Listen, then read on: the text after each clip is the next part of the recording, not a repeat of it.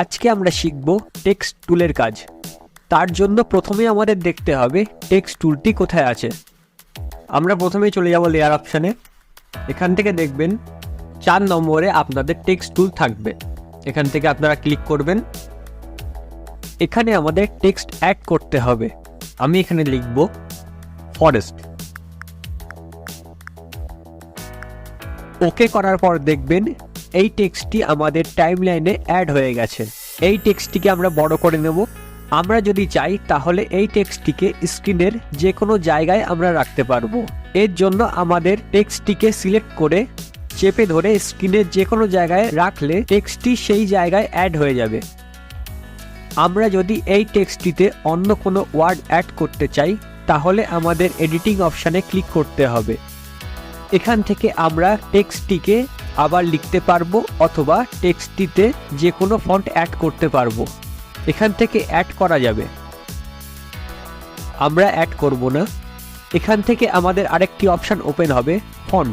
আমরা font অপশানটিতে click করব। এখানে দেখবেন অনেকগুলি ফন্ট স্টাইল আছে।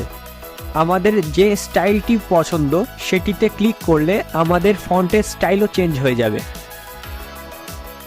আমরা এখান থেকে অন্য একটি ফন্ট স্টাইল অ্যাড করব। দেখুন ফন্ট স্টাইলটি অ্যাড হয়ে গেছে।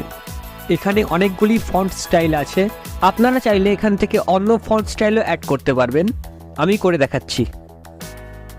আমরা যদি অন্য ফন্ট স্টাইল অ্যাড করতে চাই তাহলে আমাদের উপরে থাকা স্টোর বাটনে ক্লিক করতে হবে এবং এখান থেকে আমরা যে কোনো ফন্ট স্টাইল ডাউনলোড করে আমাদের টাইমলাইনে অ্যাড করতে পারবো।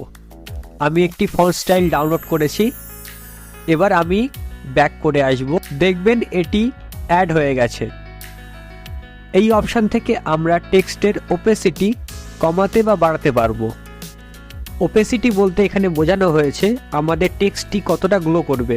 আমি যদি এটি কমিয়ে দিই তাহলে টেক্সটটি লাইট কমে যাবে এবং বাড়িয়ে দিলে লাইটটি বেড়ে যাবে।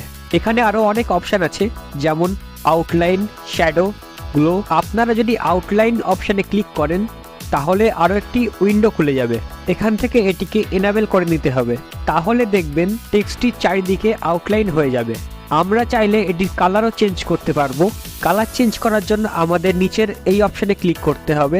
এখান থেকে যে কোনো কালার চুজ করলে সেটি আমাদের টেক্সটে অ্যাড হয়ে যাবে। নিচের এই অপশানটির মাধ্যমে টেক্সটের বর্ডারটি কতটা সরু হবে বা মোটা হবে সেটি অ্যাডজাস্ট করতে পারবেন।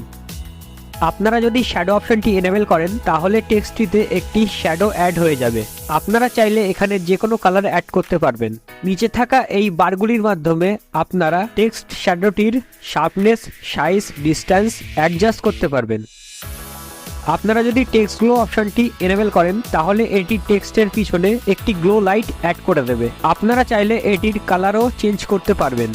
শ্যাডো অপশানের মতন এটিরও শার্পনেস, সাইজ চেঞ্জ করতে পারবেন।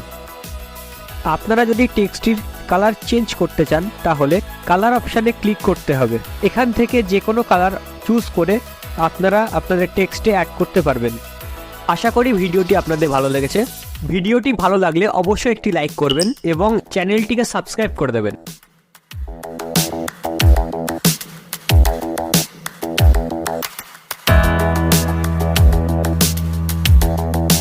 Thank you for watching my video.